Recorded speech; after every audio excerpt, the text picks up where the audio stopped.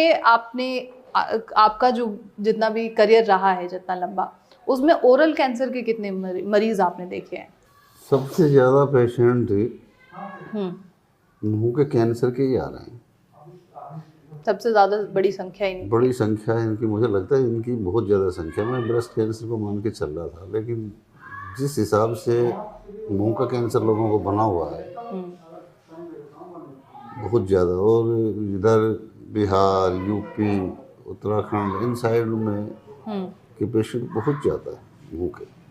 यहाँ पे सबसे ज्यादा तंबाकू और पान मसाला तंबाकू, पान मसाला, कोई भी नशा हाँ। मुंह का कैंसर का सबसे बड़ा कारण है। और बड़ी बुरी हालत है पेशेंट की। वो पहले तो एलोपैथिक में फंसे रहते हैं, इलाज करवाते रहते हैं, फिर या तो उनको जख्म बन जाता है, और जख्म इतना गहरा वो हो जाता है। हाँ। किसी की तो आधी जीभ गायब हो रखी है, अंदर ही अंदर फैल रहा है, किसी का पूरा एक तरफ का मुंह खत्म हो रहा है, किसी को सनफ्लावर की तरह बाहर फैल रहा है, वो इतना ही एक और चेहरा बन गया साथ में, किसी को गड्ढा हो गया है। और वो पेशेंट ये चाहता है कि मैं महीने 20 दिन में ठीक हो जाऊं। बिल्कुल। तो ऐसा संभव नहीं है, कोई संभावना ही नहीं है ना सर, कोई संभावना नहीं है। बीमारी ही उतनी जल्दी नहीं हुई जितनी जल्दी आप ठीक हो जाना चाहते हैं। बिल्कुल। लेकिन सर जो लोग पान मसाला भी नहीं ले रहे हैं, तंबाकू भी नहीं ले रहे हैं, कोई नशा भी नहीं कर रहे हैं, उन लोगों में भी कभी कभी माउथ कैंसर जो है वो देखने के लिए मिल जाता है। हाँ बिल्कुल मिल जाता है। ये तो एक कारण बताया है मैंने, पहले के टाइम के हिसाब से एक कारण बताया। तो सैकड़ों कारण है ना कैंसर बनने के, सिर्फ एक ही कारण थोड़ी है। आज हम अछूते ही नहीं है किसी बीमारी से बचने के लिए, कोई जगह अछूती नहीं है जहाँ हम बच जाएं। तो अनेकों कारण है जिससे कैंसर बन सकता है, माउथ कैंसर ही बन सकता है। जैसे लेकिन विशेष तंबाकू, नशा, हाँ, ये विशेष कारण है। ठीक है। कोई संकेत हमें मिलता है कि माउथ कैंसर होने के लिए कोई दाना हो गया? हाँ, संकेत तो मिलता है, हम उसकी अनदेखी करते हैं। मुंह में छाला टाइप कुछ हुआ, मसाले वगैरह जो मिर्च मसाले लगने लगे जीभ पे या बकल्स में, तो आधी अधूरी जानकारी कहिए, या अपने से पेशेंट अपना इलाज खुद से करना शुरू कर देता है कि कभी कुछ ले लिया, कभी कुछ ले लिया। लंबे समय तक ठीक नहीं हो पा रहा, फिर हॉस्पिटल में जाता है, तब तक वो फैल चुका होता है, उसकी बायोप्सी वगैरह होती है, वो मेटास्टेटिस बन जाता है जी, तब तक वो गंभीर समस्या बन जाती है। तो ये तो अगर शुरू से ही उसको इलाज ले लिया जाए उस चीज़ का, तो बहुत जल्दी संभव है कैंसर ठीक हो सकता है। लेकिन जब वो लगा रहता है अपने आप से, एक छाला ही तो है। बिल्कुल। वो केमिस्ट के पास भी तो एक हाँ, केमिस्ट के पास जाते हैं, गोली ले ली, कोई भी ले ली, एंटीबायोटिक, चलो इससे ठीक हो गया थोड़ा सा, फिर वो फैल रहा है, अंदर ही अंदर फैल रहा है। और फिर कुछ पेशेंट तो ऐसे होते हैं जो इसका नाम नहीं लेते कि मुझे मुंह में छाला है जी जी, वो दाना बताएंगे, दाना बताएंगे, गांठ हो रही है। अरे कुछ पेशेंट्स है, हमारी टीम भी बात करती है, वो ऐसे ही तरीके के जो है सवाल करते हैं कि मेरे मुंह में या कहीं पे भी दाना है या गांठ है, क्या वो ठीक हो जाएगी? पूरे बात होने के बाद वो बोलते हैं कि अरे नहीं, वो गांठ नहीं है, वो कैंसर डिटेक्ट हुआ है, अब कैंसर ठीक हो जाएगा क्या? लेकिन अच्छा, ये सवाल ये है मेरा कि जैसे पेशेंट एलोपैथ में तो चला जाता है, सबसे पहले वो एलोपैथ की तरफ भागता है, आयुर्वेद में कौन से स्टेज पे आता है ओरल कैंसर का पेशेंट? किसी भी कैंसर का, सिर्फ ओरल का नहीं, किसी भी कैंसर का पेशेंट आयुर्वेद में तो सबसे लास्ट समय में आता है। अब स्टेज का आप अनुमान लगा लो। या तो उसका ऑपरेशन बताया कि हो चुका होता है। 4th स्टेज, 4थी स्टेज पे ही आता है, जब हर जगह से थक हार जाता है, निराश हो जाता है, तब आता है। अगर स्टार्ट में, शुरू में अगर वो सहारा ले ले आयुर्वेद का, अपने लाइफस्टाइल बदल ले, बार बार कहता हूँ, थोड़े से परहेज कर ले, बड़ी इजीली हराया जा सकता है कैंसर को। लेकिन वो कब आता है? मान लो कोई माउथ का, जीभ का, बकल्स का, हैं, खाने की नली का कोई पेशेंट है जो वो बिल्कुल हो जाता है कि सर्वाइकल का बिल्कुल गले में खाना पीना बंद हो गया, तो वो कहता है ये दवा वो लेके देख लो, खाया नहीं जा रहा, मुंह नहीं खुल रहा है। अरे भाई, खुलने लायक आपने छोड़ा हो तब ना खुले। अब सालों तो लगे रहे, खुद से डॉक्टर बने रहे, फिर आप एलोपैथ में भी गए, किसी हॉस्पिटल में गए, डॉक्टरों के पास गए जी, वहाँ आपने ट्रीटमेंट ले लिया, नहीं ठीक हो पा रहे, अब आप आयुर्वेद में आके ये कह रहे हो कि हाँ जी एक जरा सा हुआ था, मैं क्या कहता हूँ उनको, देखिए ये जख्म बन गया है, अभी नासूर की तरह बह रहा है। जब मेरी दवाइयाँ आप लोगे तो ये सफाई होगी पूरे मुंह की, पूरे बकर्स की सफाई होगी। जब सफाई होगी तो जहाँ तक इसकी जड़ है मान के चलिए ये है। कैंसर ने यहाँ से बनना शुरू किया। यहाँ से कैंसर कब बन रहा है? कोई भी अनावश्यक चीज़ जो है कोशिका ग्रोथ कर रही है जरूरत से जी जी जी। ज़्यादा, यहाँ से ग्रोथ करना शुरू किया। ग्रोथ करते करते करते किनारे पे आ गई। अब यहाँ से उसने क्या करना है? फैलना ही तो है ना, आगे जगह नहीं है। बिल्कुल अंदर फैलेगी, कुछ बाहर निकलने का प्रयास होगा, उसका जो गंध है बिल्कुल। हैं, तो जड़ तो यहाँ है, जख्म यहाँ है। आप इसको ठीक कर रहे हो, कैसे ठीक होगा ये? बिल्कुल सही है। नीचे तक जब तक पूरी काम तो सफाई जड़ पे होना चाहिए ना। जड़ पे होगा तभी तो ठीक होगा ना। तो नहीं, मैं तो ये भर जाना चाहिए बिल्कुल। ताकि मैं दोबारा से फिर पान मसाला गुटखा ये खाता रहूँ। ऐसे ऐसे पेशेंट हैं जिनको जो आते हैं, कुछ ऐसे हैं शुरू में किसी को बकल्स में है, छाला बना है और लड़के मारे आ गया, इलाज ले लिया, 2-3 महीने में ठीक हो गया, बिल्कुल ठीक हो गया, जी जी जी।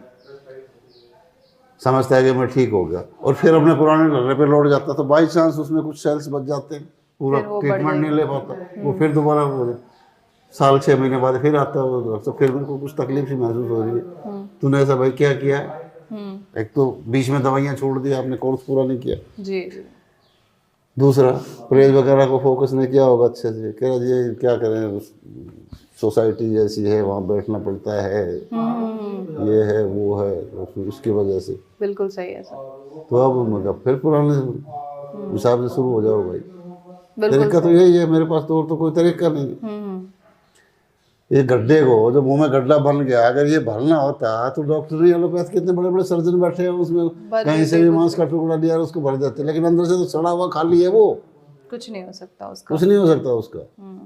भरेगा तो नेचुरल तरीके से भरेगा। वो भरेगा कब? जब कैंसर सेल्स खत्म होंगे, और कीमो से वो होने वाले नहीं है। कीमो से होने वाले नहीं है।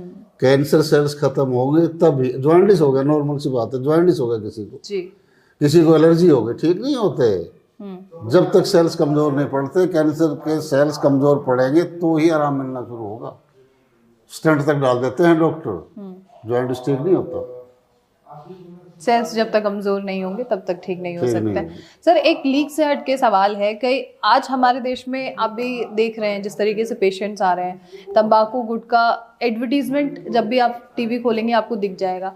ये चीज छूटेगी कैसे हमारे देश से? छूटेगी कहाँ छूटेगी बताओ? कोई तरीका है? हमारे यहाँ इंडिया में लोग अपने माँ बाप से ज़्यादा, अपने घर वालों से ज़्यादा फिल्मी हीरो हीरोइन को पसंद करते हैं, उनको प्यार करते हैं, या तो वो या पॉलिटिशियन। बिल्कुल सही। इन्हीं को अपना आइकॉन समझते हैं, बिल्कुल सही, रोल मॉडल समझते हैं। और ये लोग जो है उनका ऐड कर रहे हैं, खाइए वो खाइए, पता नहीं क्या क्या नाम है, भगवान जाने, जो ये ऐड करते हैं। तो यार वो क्या नाम है, शाहरुख खान, सैफ अली खान जी, रजनी खा रहा है, वो दिखा रहा है रजनी खाएंगे, ये नहीं खाऊंगा मैं। खाओ ना भाई, कुछ भी खाओ। यही तो फर्क है कि 50 साल पहले कोई नाम नहीं जानता था कैंसर का, और नशा नहीं करते थे लोग, मेहनत करते थे, पसीना निकलता था, क्लाइमेट शुद्ध था, हर चीज प्योर मिलती थी खाने पीने की, कोई बनावटी नहीं थी जी। और समय पे खाते थे, समय पे सोना जागना उठना बैठना हर काम समय के अनुसार होते थे। लेकिन मैं तो आपसे मेडिसिन पूछना चाह रही हूँ, या कोई ऐसा जड़ी बूटी पूछना चाह रही हूँ कि कोई जो छोड़ना भी चाह रहा है वो उस जड़ी बूटी को ले, उस मेडिसिन को ले, और उसकी धीरे धीरे जो है तंबाकू की या पान मसाले की आदत छूटना शुरू हो जाए।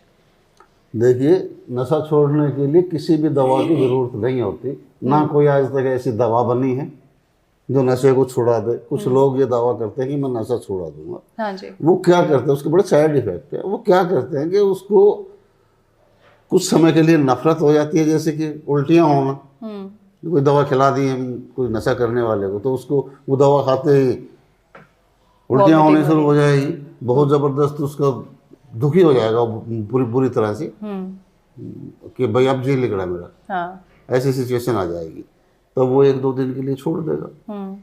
शरीर में जान ही नहीं है, डिमांड ही नहीं है किसी चीज़ की, पानी तक की डिमांड नहीं है, तो वो क्या करेगा? क्या करेगा, बिल्कुल ठीक। लेकिन थोड़ा सा भी जो बॉडी एक्टिवेट होती है तो फिर वो वही भागता है। अब 2-3 दिन जो छोड़ा है ना जिसने नशा, जी वो एक दिन में उसकी पूर्ति कर देता है, एक टाइम में ही। उसे फिर से खा लिया उसने। तो ये मतलब नशा कभी छूट नहीं सकता है? नशा छूट सकता है अगर आदमी अपने से दृढ़ निश्चय करे, मैंने विल पावर से और लाइफस्टाइल में। लोग कहते हैं कि चाय नहीं छूटती, और मैं कहता हूँ चाय में नशा ही नहीं है। होगा नशा, मानता हूँ नशा होगा, लेकिन मुझे नहीं लगता कि भाई चाय में कोई नशा है। अच्छा, सिर्फ आदत बन गई मोस्टली लोगों की, कैफीन जो है सर वो तो कि नशा यार है। चाय नहीं पी, सिर में दर्द हो गया। मोस्टली लोग ऐसे, चाय नहीं पी यार, हाँ, कुछ नहीं है, चाय की पत्ती मत डाल के दो उसको, दूध और चीनी डाल के, हल्का तुलसी के पत्ते डाल के दो, तो उसे पता ही नहीं कि चाय की पत्ती डाली कि नहीं डाली। ऐसे ऐसे लोग हैं। अच्छा, बस उन्हें नशा है कि हाँ, चाय बस। चाय चाहिए। चाय बिल्कुल ठीक है। आप लाइफस्टाइल के बारे में लगातार जो है चर्चा कर रहे हैं, किस तरीके की लाइफस्टाइल या किस तरीके का खान पान लाइफस्टाइल होना को चाहिए? तो विशेष तौर से फोकस करना पड़ेगा, आम आदमी को करना पड़ेगा, जी, नहीं तो हम इस जंजाल से, बच इस नहीं मकड़ जाल से बच नहीं सकते। हम्म, समय पे उठना, समय पे खाना, समय पे सोना, समय पे सारे काम करना। Time as time medicine. है, हर चीज़ का टाइम है। हमारे बॉडी में है, हमारे शरीर में जो 12 ऑर्गन हैं छोटे बड़े करके, 6 सिंगल हैं, 6 डबल हैं, कब कौन सा एक्टिवेट होता है, किडनी किस टाइम काम करती है, हार्ट किस टाइम काम करता है, पेनक्रियाज कब का क्या काम है, कब काम ज़्यादा करेगा। एक्टिवेट होती है ना। हर चीज़ का अपना अलग टाइम समय है, है। हमें उस चीज़ का नहीं पता। जी, समय हार्ट का है, हमने काम सौंप दिया कार्बोरेटर का उसको। बीमारियाँ तो होंगी ना, तो बीमारियाँ। जानकारी तो बहुत ज़रूरी है, जानकारी चाहिए। जी जी। और मैं तो यही कहता हूँ कि भाई अपने आप ही वैद्य बने, अपने आप ही डॉक्टर बने। अपना अगर इलाज आपको अपने। अपने शरीर की जानकारी नहीं है तो मुझे नहीं लगता कि 5 एलिमेंट्स आप में मौजूद हैं, और हैं तो आपने कहीं उनको भुला दिया बुला है। दी है, बिल्कुल सही है। आपके ट्रीटमेंट के बारे में एक सवाल मेरा होगा सर कि कोई भी पेशेंट जो ओरल कैंसर का आ रहा है, वो आप किस तरीके का ट्रीटमेंट उन्हें देते हैं? नहीं, मेरी दवाइयाँ तो सारी पंचगव्य और आयुर्वेद से होती है। मेरा सबसे पहला काम बॉडी को डिटॉक्सिफाई करना होता है, इम्यूनिटी को बढ़ाना होता है, सबसे बेड ज़्यादा सेल्स हैं उनको कमज़ोर करना होता है। ठीक है। उसके लिए मैंने अपनी लाइफस्टाइल जो है वो मैंने आपने बहुत सारे वीडियो में बता रखी है कि आदमी को समय से उठना चाहिए, समय पे खाना चाहिए, हैं एल्युमिनियम के बर्तन छोड़ देने चाहिए। हाँ, एल्युमिनियम के बर्तन और प्रेशर कुकर का तो भूल के भी ना खाएं, कैंसर के पेशेंट को कैंसर खास तौर पेशेंट। पे। बिल्कुल। अब आखिरी मेरा सवाल आपसे और है, खान पान को लेकर डाइट चार्ट एक बहुत बड़ा रोल प्ले करती है। जब आप मेडिसिन ले रहे हैं, चाहे आयुर्वेदिक चाहे एलोपैथिक, डाइट चार्ट बहुत मदद करती है। तो किस तरीके की डाइट चार्ट होनी चाहिए किसी भी पेशेंट की? देखिए, जी, खाने का टाइम मैंने सुबह 9 बजे से पहले और शाम को 6 बजे के आसपास बना रखा है। दोपहर की भूख मैं बताता हूँ, टेम्परेरी होती है, ये फैशन बन गया टिफिन बॉक्स लेके चलने का। दोपहर में हमने चाय पी ली, दूध पी लिया, जूस पी लिया, ख़त्म हो जाएगी। सुबह शाम हमें नेचुरल खाना चाहिए। अच्छा। उस नेचुरल खाने को छोड़ के हम क्या करने लग गए, ब्रेकफास्ट, वो नाश्ता क्या बोलते हैं उसको, ब्रेकफास्ट करने लग गए। चाय ले लिया, ब्रेड ले लिया, ये ले लिया, वो ले लिया, फिर खाना खाते हैं 1 बजे। हाँ जी, हाँ 1 बजे तो मैं कहता हूँ टेम्परेरी है, उस टाइम हमारी जठ अग्नि तो शिथिल होती है, वो खाना डाइजेस्ट कब होगा? पूरे दिन लग जाएंगे उसको। खाना 9 बजे से पहले खाएं सुबह का, अच्छे से डाइजेस्ट होगा। 1 रोटी फालतू भी खा ली तो अच्छे से डाइजेस्ट हो जाएगी। अच्छा। एक समय का खाना पचाने में 7 से 8 घंटे का समय चाहिए होता है कम से कम। फिर हम दोपहर में खा लेते हैं, फिर शाम को खा लेते हैं। अरे 12 घंटे में 3-4 बार खाना खा लिया, बीच में कुछ और भी खा लिया, पचेगा वो कब? पचेगा कब? वही बीमारी बनता है। खाने से आधे घंटे पहले जी। सलाद वगैरह का सेवन जरूर करें, खाने के साथ भी ले सकते हैं।